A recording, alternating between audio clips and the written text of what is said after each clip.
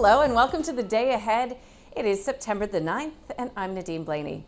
Well, gold's record reset not likely enough to help lift the local market at the open. Spot futures are pointing to a loss of around 31 points, so adding to yesterday's losses.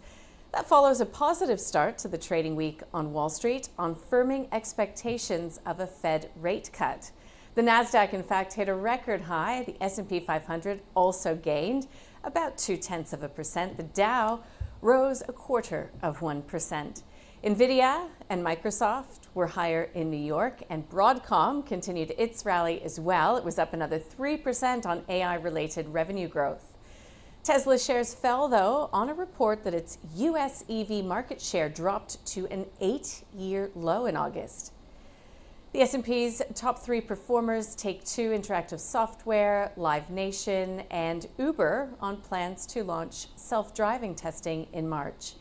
It was a similar list for the Nasdaq at the top, but the bottom 3 included PepsiCo and Keurig Dr. Pepper alongside T-Mobile. Bigger picture, and gold miners rose as the precious metal topped 3,600 for the first time. And continuing in commodities, Albemarle shares rose after the Bank of America lifted its price target on the stock as lithium prices rise.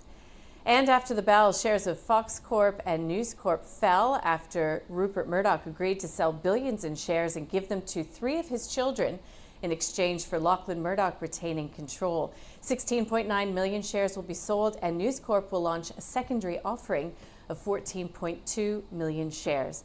Now, Fox says that the succession resolution will result in the termination of all litigation.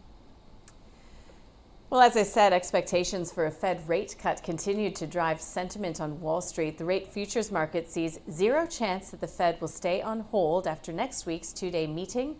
The latest read shows a 90% chance of a 25 basis point cut and a 10% chance of a 50 basis point cut. Leading into this week's key inflation data in the States, the New York Fed's 1-year ahead inflation expectations rose to 3.2%. The 3-year ahead measure was unchanged at 3%. Another New York Fed survey showed a notable rise in concerns Americans have about their ability to get new employment in the event of a job loss. In international politics, French Prime Minister Bayrou resigned after losing a confidence vote. President Macron will either name a new prime minister or call for new elections. This will be the 3rd change in government in a little over a year and the 5th in 20 months. Meantime, political uncertainty in France, Japan, Argentina, and Indonesia dominated currencies, with the US dollar extending its losses. The Aussie dollar is currently trading at 65.9. In U.S. Treasury, yields fell for the 4th straight day to their lowest level since April. The benchmark U.S. 10-year fell 3.9 basis points to 4.04%. Bitcoin traded higher and is now sitting at 112,488. Oil lifted overnight, removing some losses after OPEC Plus opted for a modest output hike. As traders also price in the possibility of more Russian sanctions, Brent settled up close to 0.8%. And as flagged, gold rallied to a record high above 3,600 per ounce for the first time. Futures settling at 3,677. Copper edged higher on a weaker U.S. dollar and lower copper stocks. And iron ore futures rose for a 5th session on lower shipments and strong China steel export data released yesterday. Well, today, NAB will release its monthly business survey, which, if they come in strong, could see the Aussie dollar rise.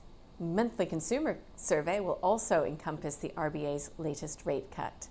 And a heap of companies will trade ex-dividend, including BlueScope, CSL, News Corp, and Regis Resources. Well, that does it for the day ahead on this Tuesday. I'm Nadine Blaney. We'll see you tomorrow.